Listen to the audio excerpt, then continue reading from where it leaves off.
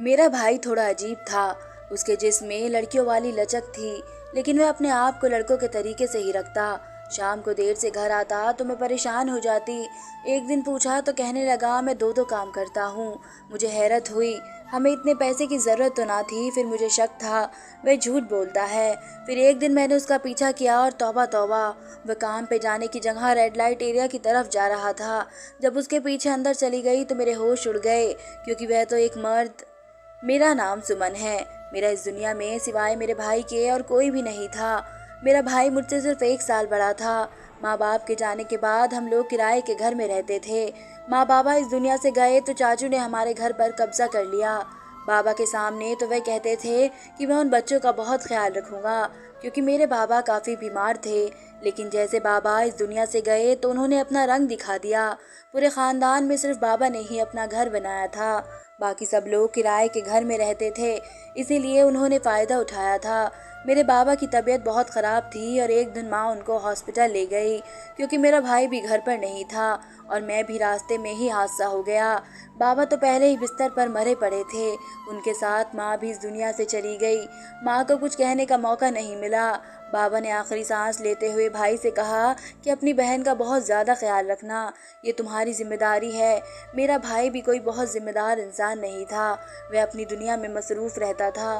बाबा हमारे 8 साल से बीमार थे, लेकिन इसको कोई ज़्यादा फिक्र नहीं थी। लेकिन अब तो सब कुछ इस पर पड़ गया था। माँ का कुछ जेवर था और बाबा के इलाज के लिए कुछ पैसे जमा किए थे, वही हमारे पास थे। हमने किराए का छोटा सा घर ले लिया और वहाँ पर रहने लगे। ये घर बहुत ही गंदा था। इसमें 2 कमरे थे, एक कमरे को कमरा कहना भी नहीं चाहिए था। वहाँ पर लगता है किसी ने मुर्गियाँ रखी हुई थी, और एक बाथरूम था जो बाहर सहन में बना हुआ था। मैंने भाई को कहा कि छोटा कमरा तो रहने के काबिल नहीं है, यहाँ पर कबाड़ रखते हैं और बड़े कमरे में ही सोने के लिए जगह बना लेंगे। तो उसने कहा कि नहीं, मुझे अलग से कमरा चाहिए। मैंने कहा कि तुमने कमरे का क्या करना है, वह कमरा रहने के काबिल नहीं है। इसको जितना भी साफ कर लो उससे बदबू नहीं जाएगी। दूसरा कमरा काफ़ी बड़ा था। मैंने उसे कहा कि वह अपना बिस्तर एक साइड में बिछा ले और एक साइड पर मैं अपने लिए बिस्तर बिछा लूँगी, लेकिन इसकी ज़िद कायम थी। इसलिए मुझे कहा कि तुम इस कमरे को साफ़ करो जितना हो सकता है, बाकी अगर इसमें से बदबू आएगी तो वह मेरा मसला है। मैंने कहा कि जानवरों वाले कमरे में सोओगे तो कोई बीमारी हो जाएगी, लेकिन उसने मेरी बात नहीं मानी। पता नहीं उसे अलग कमरा क्यों चाहिए था। ऐसा भी उसने रात में क्या करना होता था कि उसे अलग कमरे की ज़रूरत थी। 2 लोग थे हम घर में। पहले तो मैं माँ बाबा के साथ सोती थी, मुझे भी डर लगता था अकेले सोने से, और अब वैसे भी दिल में इतना डर बैठ गया था, इतना बड़ा दुख भी था। अब तो हर किसी से डर लगता था। लेकिन मेरे भाई ने मेरी बात नहीं मानी। उसने कहा कि मैं थोड़ा बहुत काम कर लूँगा, तुम बस घर को संभाल लेना। हम 2 लोग थे, हमारा इतना खर्चा नहीं था। एक दिन कुछ पका लेते तो 4 दिन खाते थे। ये शुक्र है कि चाचू ने हमारा सामान नहीं लिया था, सामान हमने रख लिया था। वैसे भी इस घर में था ही क्या, घर में रोटी पानी तो चल ही रहा था। लेकिन मेरे भाई की हरकतें बहुत ही अजीब हो गई थी। मैं माँ बाबा की तरफ ही मसरूफ़ रहती थी। 8 साल से तो बीमारी में काट रहे थे हम लोग, इसलिए कभी भाई पर ध्यान ही नहीं दिया। लेकिन अब जब इस पर ध्यान देना शुरू किया तो पता चला कि उसकी हरकतें काफ़ी ज़्यादा अजीब थी। एक दिन वो उसी कमरे में बैठा था और वहाँ से मुझे कैसे गाने की आवाज़ आई, जो तवाइफे अक्सर अपने कोठों पर लगाए होती है। इन आँखों की मस्ती के मस्ताने हज़ारों हैं। मैंने दरवाजे पर दस्तक दी और कहा कि किस किस्म के गाने सुन रहे हो, बंद करो। दरवाज़ा अंदर से लॉक था।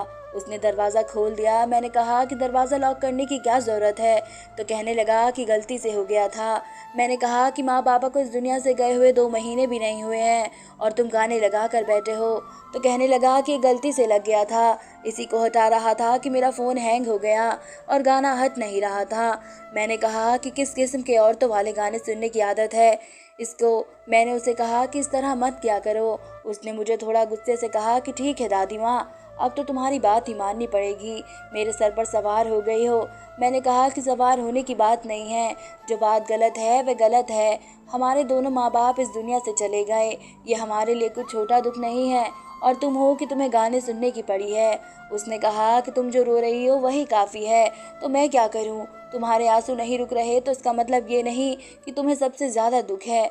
मुझे भी दुख है, लेकिन मर्दों को ऊपर वाले ने हिम्मत दी होती है।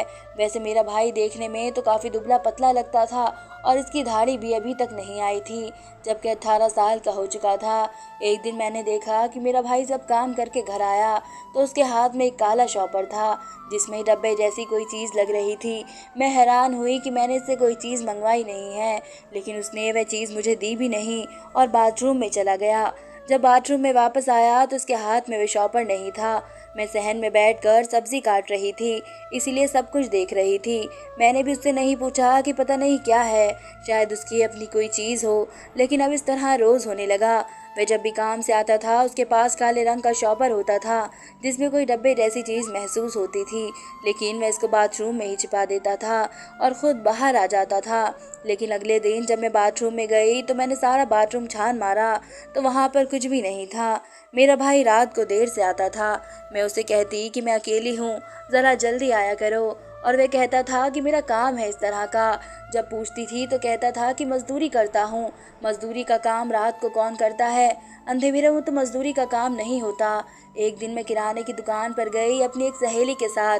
मुझे अपनी कोई पर्सनल चीज़ें लेनी थी। जब मैंने दुकान वाले को कहा तो उसने मुझे वह चीज़ एक काले शॉपर में डाल कर दी।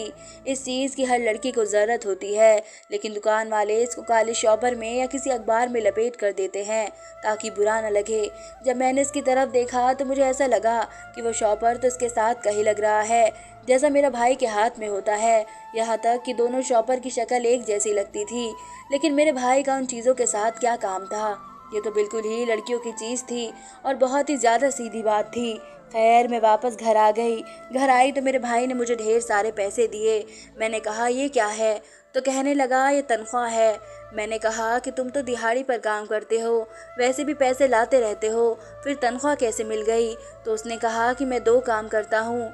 मुझे थोड़ा अफसोस हुआ, उसने सारी ज़िंदगी कोई काम नहीं किया था और अब इसको 2 जगह काम करना पड़ रहा है। मैंने कहा कि हम 2 ही तो लोग हैं, तुम एक जगह काम करते हो तो भी गुजारा चल जाएगा। सोचा है कि कुछ बच्चों को ट्यूशन पढ़ा लूँगी। तो उसने कहा कि नहीं, मुझे घर में लोगों का आना जाना पसंद नहीं है। मोहल्ले के लोग घर में आएंगे तो इस घर के मामले पर नज़र रखेंगे, बातें करेंगे, और मैं ऐसा बिल्कुल भी नहीं चाहता हूँ। तुम ये पैसे अपने पास रखो ज़रूरत के लिए, बाकी रोज़ के पैसे उनसे खाना वगैरह बना लेना, लेकिन घर में भी कुछ पैसे होने चाहिए। और मैंने सोच लिया अगर मेरे पास ज़्यादा पैसे आ गए तो मैं चाचू पर केस करूँगा। मैंने कहा कि रहने दो, हम लोग केस हार जाएंगे, वकीलों की फीस कौन भरेगा और तारीखों पर कौन जाएगा। मेरे भाई ने कहा कि अपने घर को इतनी आसानी से उस चाचू को खाने नहीं दूंगा। हमारे बाप की मेहनत की कमाई का घर था, कोई चोरी के पैसे नहीं थे, इस तरह नहीं चलेगा। बहुत पहचान है मेरी लोगों के साथ, देख लेना अपना घर में वापस लेकर ही रहूँगा। मैंने दिल में सोचा कि ये मजदूरी करने जाता है तो फिर बड़े बड़े लोगों से इसकी पहचान कैसे बन जाती है, कौन से बड़े लोग होते हैं इस जगह पर। पता नहीं वह किस तरह की बातें कर रहा था, मुझे उसकी बातें समझ नहीं आती थी, पर उसने इतने यकीन से कहा तो मैं भी सोचने लगी कि अगर हमें हमारा घर वापस मिल जाए तो कितनी अच्छी बात है। वो घर हमारे बाबा ने हमारे लिए बनाया था, इस घर में हमारे बाबा की यादें बसी हुई थी, और बाकी ख़ानदान वाले भी इतने बदतमीज़ थे कि किसी ने भी ये नहीं कहा कि एक तो बच्चे यतीम हो गए हैं और ऊपर से उनसे उनका घर भी छीन लिया, क्योंकि चाचू हर हफ्ते घर में दावत रखते थे और सारे ख़ानदान को घर में बुलाकर खाना खिलाते थे। उन सब के पेट में तो हराम का खाना जा रहा था, उनको क्या ज़रूरत थी हमारे ख़िलाफ़ बोलने की। वैसे सारे रिश्तेदार बड़े जलील होते हैं, कभी नहीं सुना कि किसी के रिश्तेदार अच्छे हैं। बहुत कम लोग होते हैं, शायद आटे में नमक के बराबर भी ना हो, लेकिन हमारा चाचा तो हमारे लिए शैतान इब्लीस बन गया था। कि मेरा भाई इस तरह का कोई काम कर लेता तो बड़ी अच्छी बात है, लेकिन ये बड़ा ही मुश्किल था। उसने हमारे घर को कभी नहीं छोड़ना था, और कानपुर में घर के लिए कोई केस किया जाता है तो केस चलता रहता है और 30 साल तक तो चलेगा ही चलेगा। इतने में घर के बंदे ही मर जाते हैं। मैंने इन सब बातों को अपने दिमाग से निकाल दिया, और रोज़ की तरह एक दिन मेरा भाई फिर से एक शॉपर बाथरूम में लेकर चला गया। उस दिन तो मुझे बहुत ज़्यादा गुस्सा आ गया और मैं तंग आ गई। मैंने कहा कि कौन सी चीज़ लेकर जाते हो, क्योंकि शक तो वैसे इंसान को कहीं का नहीं छोड़ता, और वह भी अपने ही भाई के बारे में, और कोई ऐसा काम जो आपके घर में हो रहा हो। मैंने अपने भाई से बात कर ली कि जब तुम बाथरूम में गए थे तुम्हारे हाथ में काले रंग का शॉपर था, वापस आए तो ऐसा नहीं था। कहने लगा कि नहीं, मेरे हाथ में तो कुछ भी नहीं था। मैंने कहा कि झूठ नहीं बोलो, आज की बात नहीं है, मैं काफ़ी दिनों से ये बातें देख रही हूँ, क्या हो रहा है और शॉपर के अंदर क्या है, कहीं तुम कोई गलत काम तो नहीं कर रहे हो। तो उसकी शक्ल अजीब सी हो गई और चेहरे का रंग उड़ गया। कहने लगा कि नहीं, ऐसा कुछ भी नहीं है और मैं तुम्हारे लिए इतनी मुश्किल से 2 जगह काम करके पैसे कमाता हूँ और तुम मुझ पर इल्ज़ाम लगा रही हो कि मैं कोई गलत काम कर रहा हूँ। तुम्हारी शादी नहीं करनी है क्या? मुझे भी थोड़ी शर्मिंदगी हुई कि हो सकता है कि बेचारा सच कह रहा है। मैंने कहा कि अच्छा ठीक है, इस तरह की बातें नहीं करूँगी, लेकिन अगर तुम कोई गलत काम कर रहे हो तो मत करो। हमारे बाबा ने सारी ज़िंदगी हमको हराम नहीं खिलाया है। मेरे भाई ने अपना सर पकड़ लिया और खाना छोड़कर वहाँ से चला गया। मैं इससे कोई भी बात करती तो मेरी बात का जवाब भी नहीं देता था। एक दिन हम लोग साथ बैठे थे, जब मैंने अपने भाई की शक्ल देखी तो मैं हैरान रह गई। मेरे भाई की आंखों में सुरमा लगा हुआ था, लेकिन ये सिर्फ इसकी आंखों के अंदर ही नहीं बल्कि आसपास भी लगा हुआ था और पलकों के अंदर भी कोई काली काली चीज़ फंसी हुई थी। ऐसा लगता था कि इसने आंखों का मेकअप किया था और फिर इसको ठीक तरह से धोया नहीं था। मैंने कहा तुम्हारी आंखों को क्या हुआ है? तो वह घबरा गया और अपनी आंखें मल मल के साफ करने लगा। कहने लगा मैं मिट्टी वाली जगह पर काम करता हूँ, आंखों में जलन हो रही थी। एक दोस्त ने कहा कि सुरमा लगा लो, सुरमे में बड़ी ताकत होती है और वैसे भी आंखें साफ होती है, तो वही लगा हुआ होगा। मैं भी कोई पागल नहीं थी, सारी ज़िंदगी मेकअप की चीज़ों के साथ ही गुजारी थी। सुरमा या काजल में फ़र्क होता है, सुरमा हल्का होता है, वह कभी भी आपकी आंखों में इस तरह से नहीं फैलता, पलकों के नीचे ही होता था। शायद मेरे भाई ने काजल लगाया था और मस्कारा भी, लेकिन वह ऐसा क्यों करेगा? पता नहीं, शायद मैं ही पागल हो गई थी। माँ पापा के जाने के बाद मैंने अपने आप के बारे में भी नहीं सोचा था। अजीब सा दिमाग हो गया था मेरा। ऐसा लगता था कि वे गए नहीं हैं, अभी भी इस दुनिया में हैं। अचानक से मुझे आवाज़ देंगे और कहेंगे कि बेटी हमारे लिए चाय बना लो, लेकिन जब आसपास देखती थी तो कोई भी नहीं होता था। इसीलिए मेरे दिमाग की हालत तो वैसे ही नॉर्मल नहीं थी।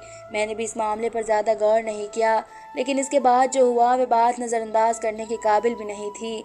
एक रात मैं सुकून से अपने कमरे में सो रही थी जब मुझे अचानक से कुछ अजीब आवाज़ें आने लगी। ये 2 तरह की आवाज़ें थी। पहली आवाज़ तो किसी गाने की थी और ये गाना फिर से उसी तरह का था जैसे किसी ने नाचने के लिए लगाया हो, और दूसरी आवाज़ ज़मीन पर धमक की थी, जैसे कोई ज़मीन पर छलांग मार रहा हो, जिसकी वजह से ज़मीन से आवाज़ हो रही हो। और जब मैं कमरे से बाहर आई तो मैंने महसूस किया कि एक तीसरी आवाज़ भी आ रही थी, जो कि शायद किसी घुंघरू की थी। यानी कि साफ बात यह थी कि कोई रात के 2 बजे एक बेहुदा सा गाना लगाकर, पैरों में घुंघरू पहनकर रात के इस वक्त डांस कर रहा था।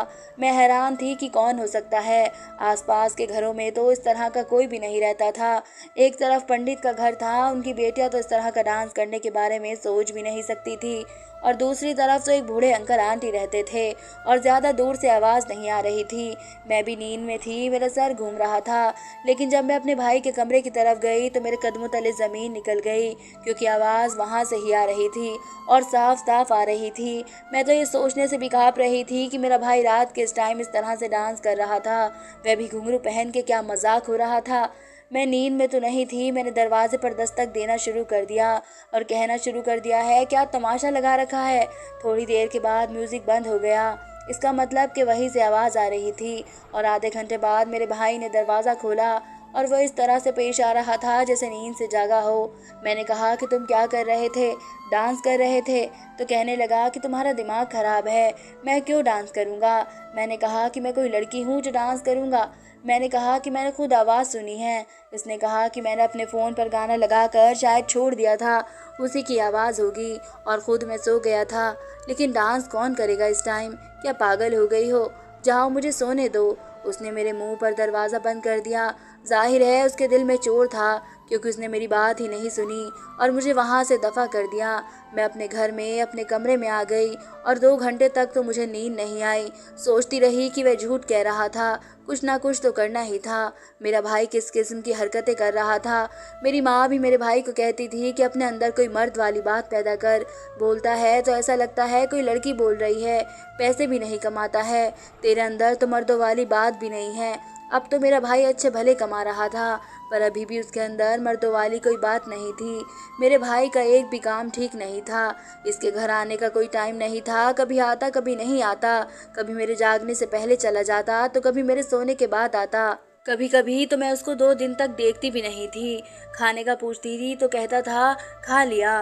कभी कभी मेरे लिए बहुत अच्छा खाना लाता था जो देखकर बना हुआ खाना लगता था। उसके अलावा इसकी अजीब हरकतें थी। रात को उठकर नाचना, कभी इसके चेहरे पर मेकअप लगा होता था, कभी वह बाथरूम में कोई चीज़ लेकर चला जाता था। मैंने उससे पूछ कर भी देख लिया, उस पर नज़र भी रखी, सब करके देख लिया, लेकिन कुछ समझ नहीं आ रही थी। फिर अपनी दोस्त को ये सब कुछ बता दिया। उसने कहा कि मेरा एक कज़िन है जो सीसीटीवी कैमरे का काम करता है। तुम एक काम करो, तुम इसके मदद से बाथरूम में कैमरा लगा लो छत के साथ, क्योंकि ये जाता तो बाथरूम में है ना, वह चीज़ लेकर, फिर पता चल जाएगा कि क्या कुछ हो रहा है। एक कड़ी भी तुम्हारे हाथ में आ गई तो सारी कहानी सामने आ जाएगी। मैंने उसे कहा कि उस कज़िन को मेरे घर लेकर आ जाओ। मेरा भाई घर पर नहीं था। मैंने अपनी दोस्त की मदद से बाथरूम में एक सीसीटीवी कैमरा फिट करवा दिया और उसने ये भी कहा कि इसकी रिकॉर्डिंग आपको आपके फ़ोन पर मिल जाएगी, लेकिन ये बहुत महंगा वाला कैमरा है। मैं 2 दिन बाद आकर ले जाऊंगा। मैंने कहा कि ज़रूर आप ले जाइएगा, मुझे इसकी ज़रूरत नहीं है, बस 2 दिन का ही काम है। कैमरा फिट हो गया था और मुझे भी समझा दिया गया था कि किस तरह से वीडियो मेरे फ़ोन में आ जाएगी और मुझे फिर किस तरह उसे डाउनलोड करना है। मेरा भाई अगले दिन फिर से वह शॉपर लेकर बाथरूम में गया। इस बार मैंने देख लिया था, लेकिन मैं वहाँ से गायब हो गई ताकि वह बिल्कुल ही बेफिक्र हो जाए, और उसने बाथरूम में 2 घंटे लगाए। हर बार की तरह वह बाथरूम में काफ़ी देर लगाता था। इसके बाद वह वहाँ से चला गया। इस बीच मैंने ये भी सोचा कि मैं इसके कमरे की तलाशी लूँगी, क्योंकि अभी वीडियो मेरे फ़ोन में आने में कुछ वक्त था। मैंने उसके कमरे में तलाशी ली तो वहाँ पर मुझे मेरी ही कोई चीज़ मिली, जो कि मेरी काफ़ी ज़्यादा ज़ाती चीज़ थी। इसके अलावा मुझे कुछ मेकअप का सामान भी मिला और कुछ ऐसी मैगजीन्स मिली जिनमें लड़कियां बनी हुई थी और उन लड़कियों के कपड़ों के ऊपर निशान लगे हुए थे। जैसे हम लोग कोई सूट देखते हैं तो उस पर निशान लगा देते हैं और सोचते हैं कि इस तरह का सूट बनवाएंगे। इसके बाद मुझे नोटिफिकेशन मिली कि वीडियो आ गई है। मैं बड़ी परेशान थी क्योंकि मुझे समझ नहीं आ रहा था कि इस वीडियो में क्या होगा। जब वीडियो मैंने देखी तो मेरे कदम तले से ज़मीन निकल गई और आंखों से आंसू जारी हो गए। मेरा भाई बाथरूम में आया और उसने इस शॉपर के अंदर से एक ऐसी चीज़ निकाली जो सिर्फ लड़कियां इस्तेमाल करती है और इसको अपने जिस्म पर पहन लिया, और फिर इसके अंदर भी कोई चीज़ रखी, यानी कि वह ऐसी चीज़ थी जिससे उसका सीना उभरा हुआ लग रहा था। इसके बाद उसने अपने आप को स्वेटर के अंदर छुपा लिया और वह चीज़ भी अपने साथ ही ले गया, यानी कि उसका शॉपर। इसका मतलब कि मेरा भाई लड़की बनता था, लेकिन क्यों, क्या करता था वह लड़की बनकर? वह तो लड़का था, इसे लड़की बनने की क्या ज़रूरत थी? मैं परेशान हो गई थी, मुझे समझ में नहीं आता मैं क्या करूं। अब मेरे दिमाग में सारी बातें आ गई थी और मुझे मेरे सारे सवालों के जवाब मिल गए थे। मेरी दोस्त ने ठीक कहा था कि एक बात के बारे में पता चल गया तो बाकी बातों के बारे में पता चल जाएगा। मेरा भाई लड़की बनकर आधी रात को डांस करता था। इसके कमरे में मेरी ही कुछ ऐसी चीज़ें थी जो मेरे सामने से गायब हो गई थी, लेकिन मैंने अपने भाई से नहीं पूछा था क्योंकि मुझे शर्म आती थी इससे पूछते हुए। साथ ही सोचती थी इसको क्या पता कि मेरी चीज़ें कहाँ गई हैं। मैं बहुत ज़्यादा परेशान थी। रात हुई तो भाई घर पर आ गया और मैंने इसका पीछा किया क्योंकि वह कहने आया था कि मैं कहीं जा रहा हूँ। मैं इसका पीछा करती करती जा रही थी। वह शादी में चला गया और फिर वहाँ से कहीं गायब हो गया। थोड़ी देर के बाद मैंने देखा कि स्टेज पर एक किन्नर डांस कर रहा है। ऐसा डांस कर रहा था कि सब हैरान थे। जब मैंने गौर किया तो हैरान रह गई कि ये मेरा भाई था। वह शादियों में लड़कियों का डांस किया करता था। वैसा डांस कर रहा था कि लोग सीटियाँ बजा रहे थे, उस पर नोट उड़ा रहे थे। अब मुझे समझ आई कि इतने सारे पैसे कहाँ से लाता था। मैं बुरी तरह रोने लगी और मुझसे ये मंजर देखा नहीं गया। मैं वापस अपने घर आ गई और अपने भाई से इस बारे में कोई बात नहीं की। अगली सुबह उसने मुझे कहा कि एक बहुत बड़ा आदमी है जिससे मैंने बात कर ली, इस महीने के अंदर घर वापस मिल जाएगा। वह सिर्फ फ़ोन करवाएगा हमारे चाचा को, देखना आधी रात को घर छोड़कर भाग जाएगा। जाहिर है बड़े बड़े आदमी भी ऐसी शादियों में आया करते थे जिनके साथ मेरा भाई रिश्ता बनाकर फिर अपना काम निकलवा लिया करता था। मैं खामोश हो गई क्योंकि मैं कुछ नहीं कह सकती थी। मैं अपने भाई को नहीं बताना चाहती थी कि मुझे उसका राज पता चल गया है, क्योंकि कुछ भी नहीं हो सकता था और मैं कुछ भी नहीं कर सकती थी। इसके लिए सिर्फ इतना कर सकती थी कि उसको ये सब कुछ पता न लगे कि मैं सब कुछ जान गई हूँ। मैं सिर्फ इसको शर्मिंदगी से बचा सकती थी। उसने उस महफिल से खुद ही बचना था, लेकिन मैं बच नहीं पाया। 2 महीने बाद हमारा घर वापस मिल गया। मेरे भाई ने किसी बड़े आदमी से मेरे चाचा को फ़ोन करवाया कि इस घर से निकल जाओ, नहीं तो तुमको और तुम्हारे सारे ख़ानदान को जान से मार देंगे। वो वहाँ से चला गया और हमें हमारा घर वापस मिल गया था। मेरे भाई ने मेरे लिए दहेज की चीज़ें बनाना शुरू कर दी और फिर मेरे लिए कोई रिश्ता तलाश कर लिया। 2 हफ्ते बाद मेरी शादी थी। अच्छा है कि मैं इस घर से चली जाऊंगी, क्योंकि मैं सब कुछ बर्दाश्त नहीं कर सकती। इसके बाद मेरा भाई चाहे जो भी करे, उसकी अपनी ज़िंदगी है, क्योंकि वह इस महफिल में मर्द बनकर नहीं रह सकता है। उसकी ज़िंदगी बहुत मुश्किल है, बस इसको उसके हाल पर छोड़ सकती हूँ। और मैंने उसे आज तक पता चलने नहीं दिया कि मैं उसका राज जान चुकी हूँ। इसके बाद भी मुझे घर में गाने बजाने की आवाज़ आई। इसके बाद भी मैंने इसके हाथों में अजीब व गरीब चीज़ें देखी, लेकिन कभी भी एहसास तक नहीं होने दिया कि मुझे सब कुछ पता है। मेरी शादी हो जाएगी, मैं अपने घर चली जाऊंगी। इसके बाद भी अपने भाई के लिए ऊपर वाले से दुआ ही करूंगी, क्योंकि मेरा भाई जिस चीज़ में फंस चुका था वह बहुत मुश्किल ज़िंदगी थी। लेकिन जो कुछ भी मेरे भाई ने किया वह अपने घर के लिए और मेरी शादी के लिए किया था, इसलिए मुझे अपने भाई पर कोई शर्मिंदगी नहीं होती थी। धन्यवाद दोस्तों। उम्मीद करती हूँ आप सबको मेरी ये कहानी पसंद आएगी, और अगर आपने अभी तक मेरे चैनल को सब्सक्राइब नहीं किया है तो जल्द से जल्द मेरे चैनल को सब्सक्राइब करें।